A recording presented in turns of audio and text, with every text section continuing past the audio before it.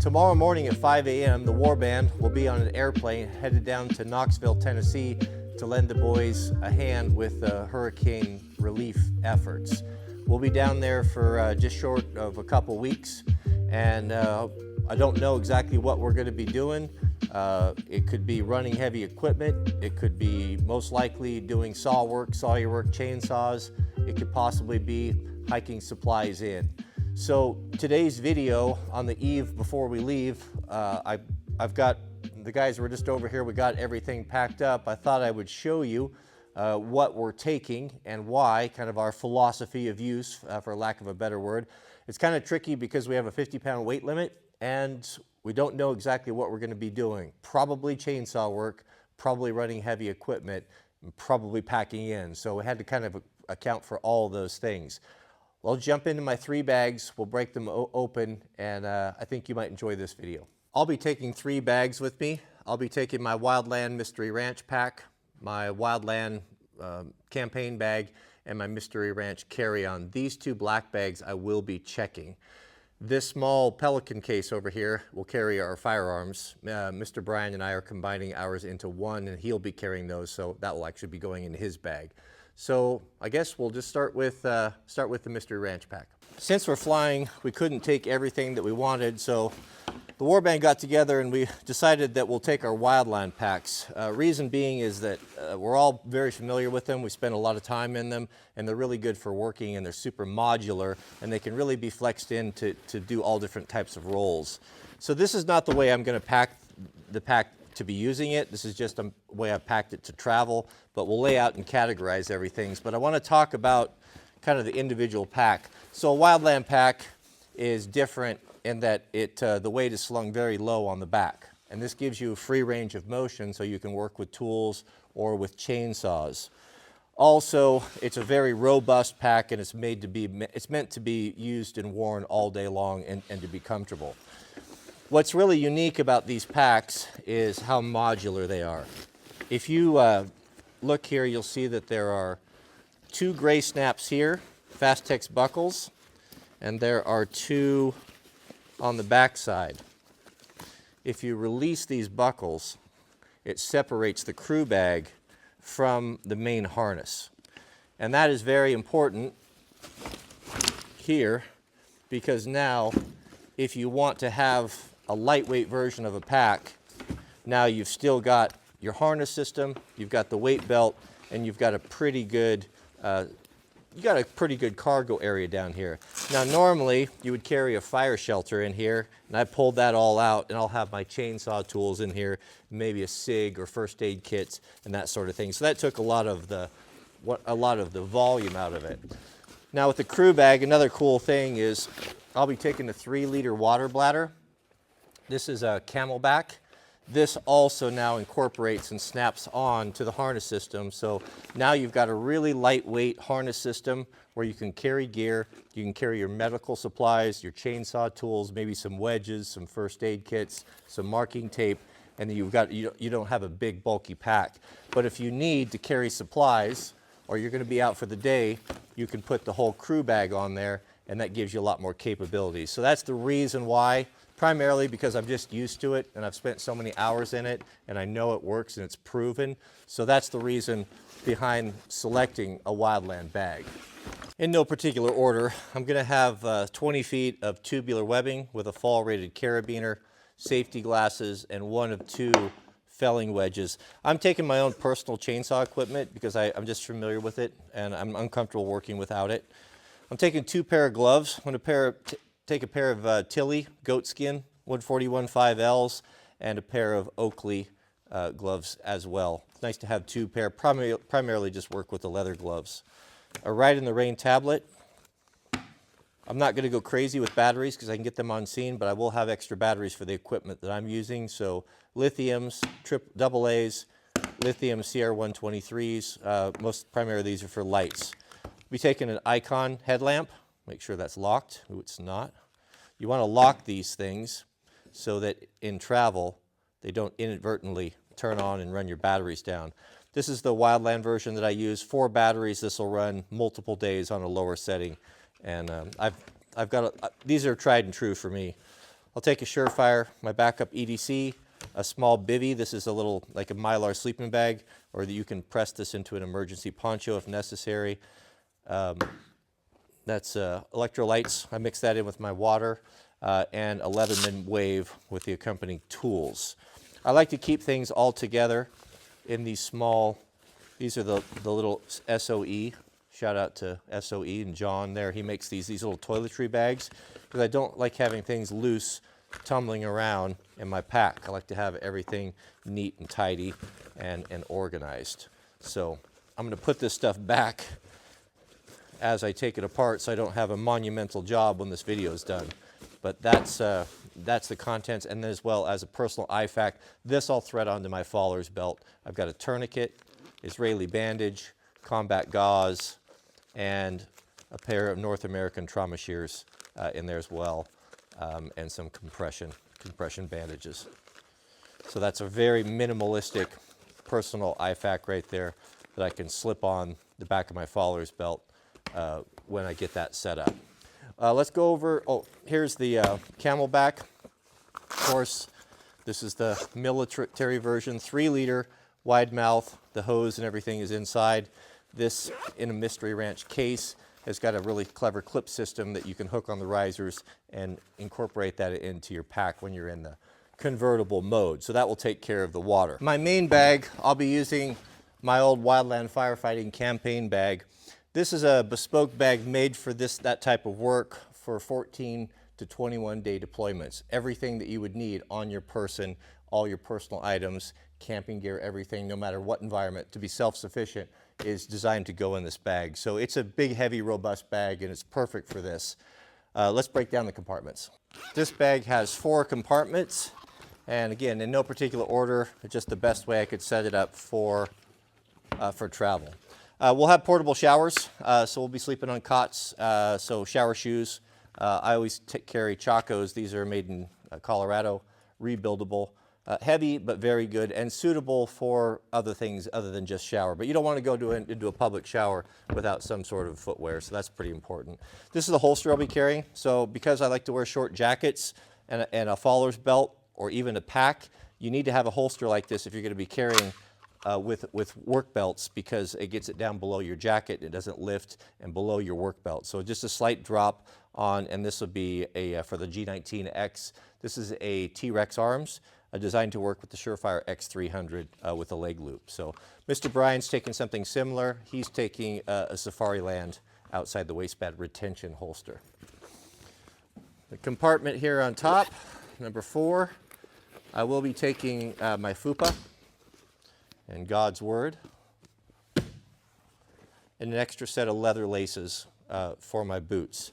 The FUPA, this is what I carry for my daily carry. I use it as a sling bag, but this is made by John over at SOE, but also I can use it if I need a chest rig. If I'm going to be running equipment, then I can't be having a holster.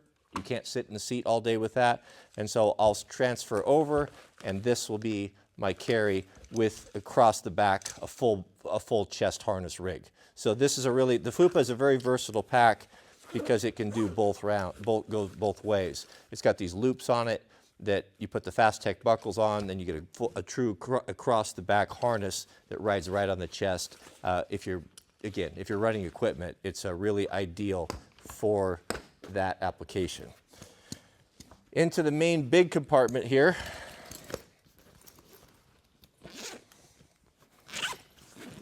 Is going to be my clothing. There's 9 days of underwear, 9 pair of underwear, 9 pair of t-shirts. I don't mind working in the same work clothing. I'm taking very little clothing, but I do want a fresh change of undergarments, just like I would on a fire for every single day, especially if you're really working hard and sweating. So a fresh pair every night, as well as 9 pair of wool socks. I want new socks every day. I don't reuse socks. This is a no compromise for me. I've spent too many weeks on fires. I know what it's like. I'm going to take a full set of rain gear as well, because I don't know the weather over there. If we need to be out all day, I don't want to get wet, so I've got a set of Vertex pants here that are big enough to wear over my regular work pants. And for the shell, I'll be taking an Arc'teryx Alpha. This is a Gore-Tex, very nice premium jacket that's super tough, that will keep you dry in any environment, even for the East Coast man. So that takes care of the rain jacket part of it. For as far as my pants, I'll be taking Filson double tin pants, which is what I'll wear on the plane. And then I'll be taking my Wildland cargo pants from Coaxure. These are, I've wore pairs of these out, and they're absolutely perfect for working. They're very heavy, very sturdy, good ventilation on the front, great big cargo pockets, and they're Nomex. You know, not that that matters on this, but on a fire it does. And these fit well, and they're excellent pants to work in for when you're in a really austere and tough environment. Very heavy and strong. And cotton kills. So I'll be wearing a hoodie, Ironheart hoodie and Ironheart denim jacket as I travel, but this is an Arc'teryx cardigan, that long sleeve that I'll wear if it gets cold, and it works very well under the shell for layering. Layering is going to be important. The weather could be anywhere from below 40 to the mid 70s from last time I checked. So layering is the key when you don't know what the environment is going to be like. And then over here, let me get this stuff out of the way. I'm going to try not to upset it too much so I can put it right back in. On this compartment, I'm going to have my water bottle, which won't be full when I travel. I don't like to drink out of Camelbacks. I don't like the plastic. If I can get away with it, I'd much prefer this.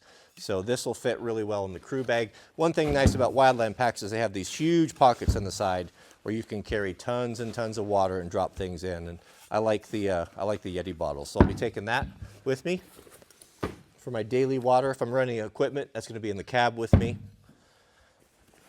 I'm going to be taking my 3 radio kit. Thank you, Mr. Evan from Radio Made Easy. He got the programming over to tie in with the guys in Tennessee with all the local frequencies, emergencies, so we'll be able to go right on the ground. I'm taking 3 radios. 3 radios, 3 antennas, and the SOE carrier. Actually, I swapped out the one that I used to carry radios with, and I'll be weaving this onto my Wildland pack.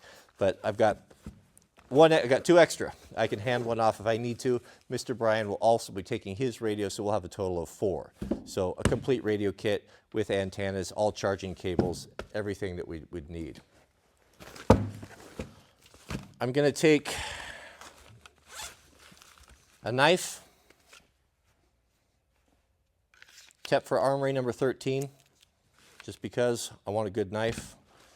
I'm going to take bear spray. You can run into dogs in those situations, especially if you're working around people and who knows what. So bear spray, I'll put that in my pack, and I'll carry my small EDC knife. I'll check that because I can't carry it on the plane, and this I'll wear on my belt. This is the Foxfire from Primitive Woodsman. So those 3 items we'll all check and carry on, or not carry on, those 3 items we'll check there.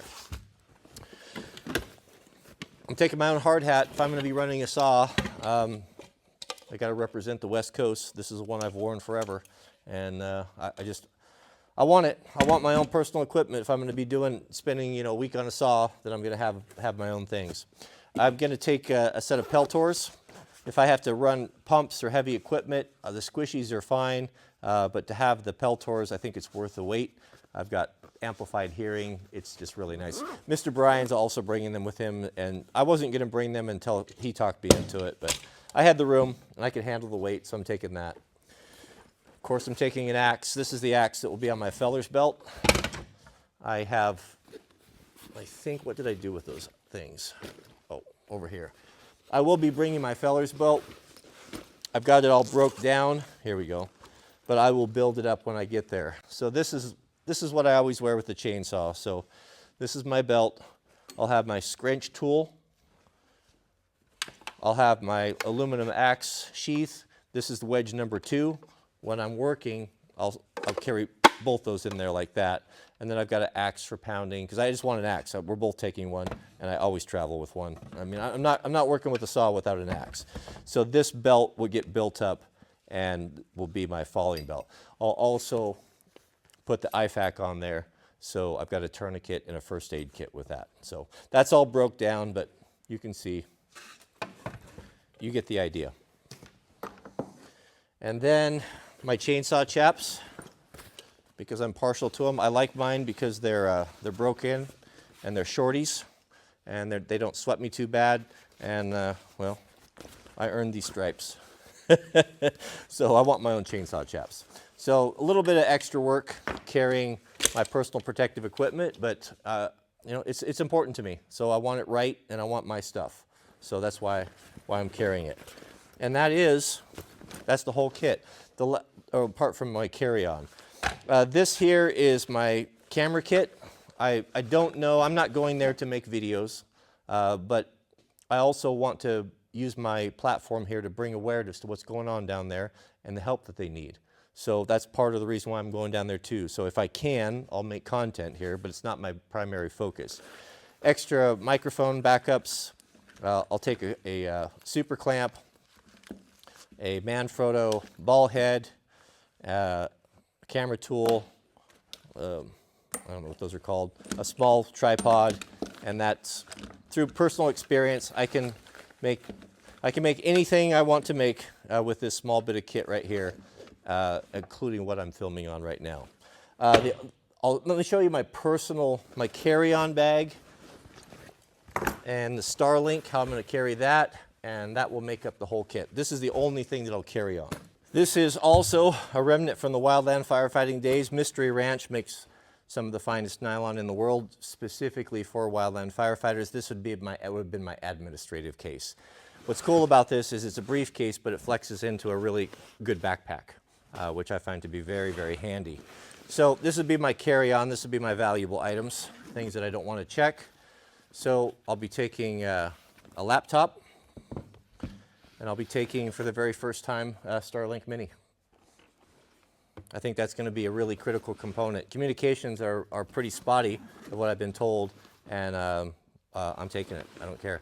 I wear glasses, and this is my glass kit that I just live with. A Norwex lens cleaning cloth, prescription sunglasses, extra pair of glasses, and contact lenses are in there, as well as a cleaning case with isopropyl alcohol. I'm cleaning lenses. I live with this. This is part of my EDC. It goes everywhere with me, so I keep that all together. I'll be taking 2 phones for making content. This is an emergency cable set that I use on my motorcycles and dirt bikes, and it's kind of clever. You got USB to USB, CC, A to Lightning, and C to Lightning. So there's nothing that you can't figure out, especially if you guys that have other things. It's super, super handy for emergencies. This here is the wiring for the Starlink. So the only thing required for me to have high-speed internet is to plug this into a power source, and that's it. Pretty amazing. I still just marvel at the technology. I'll take an Anchor. This is a 140-watt Anchor, USB-A, and I can power my computer off this. So I don't have to take the big power brick that comes with the Apple. And then in the front, so this here compartment, this is my Anchor battery backup, USB-Cs, USB-A. Again, I can power my computer and charge camera stuff with this as well. And it's got a pretty good volume. And then in here also there's a clip-on, a piggyback battery that's MagSafe. So an emergency battery pack for one of the phones if I don't want to have a cable, if I just want to slap that on there. And that's made by Anchor as well.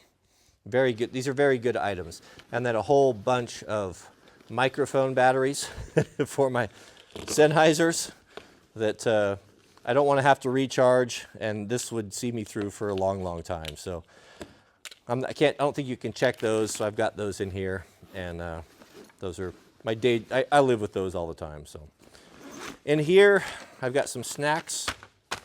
Shout out to Mrs. W. We have a tradition in our family. We always have Mentos and Altoids when we air travel. I don't know why. Her mother did it. We do it now. So she had a beef jerky, so in case we get hungry on the flight. And then in here, see a Raiden pen for the pad, my itinerary that she printed out for me, bless you. And then my assortment of cables. that I use, which will be USB C to C, copy USB C to C, power cord for MacBook, and C to C a 3 meter, a long one. If I want, I find that very useful sometimes if you're in the back of a truck and you need to power up. So that's it. But this is the system I work with. It's pretty minimalistic, but I can do everything that I need to do with this, and it's not going to weigh me down too much. Now for the hardest decision of all, which boots am I going to take? Critically important.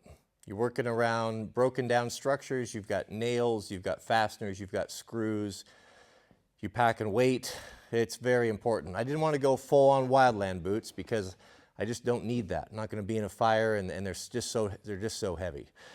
And then I thought Nicks or JKs, it got down to that, and I finally decided today I'll be taking my JKs. I had these custom made last year or so.